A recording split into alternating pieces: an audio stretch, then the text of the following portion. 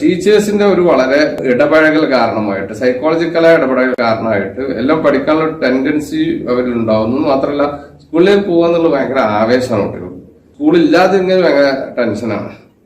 ഒരു സ്കൂളില് അസുഖമൊക്കെ ഉണ്ടെങ്കിൽ സ്കൂളിൽ പോകാതെ ഇരിക്കുമ്പോ അതോ സ്കൂളിൽ പോകാൻ പറ്റുന്നില്ലല്ലോ എന്നുള്ള സങ്കടം, എന്നാണ് സ്കൂളിൽ പോവുക എന്ന ആദി, ഇതൊക്കെയാണ്. നമുക്ക് വേണമെങ്കിൽ നമ്മളൊന്ന് പരീക്ഷ നോക്കാം. യാസീൻ സൂറത്ത് അറിയോ?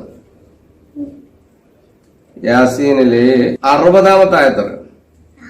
ഏതാ?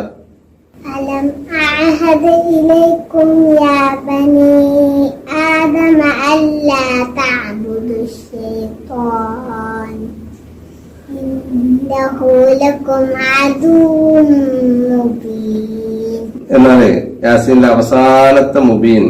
ആ മുബീൻ കഴിഞ്ഞ ഉടനുള്ള ആയത്തറിയോ?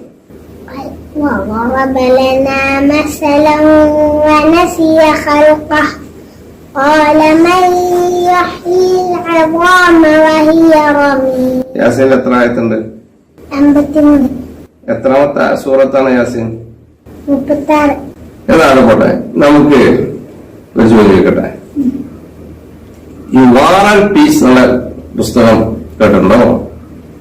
അതാരെഴുതിയതാ? വായന ദിനമാണ് ജൂൺ 19. വായന ദിനം ആരുടെ സ്മരണക്ക് വേണ്ടിയിട്ടാണ് നടത്തുന്നത്? പണിക്കർ.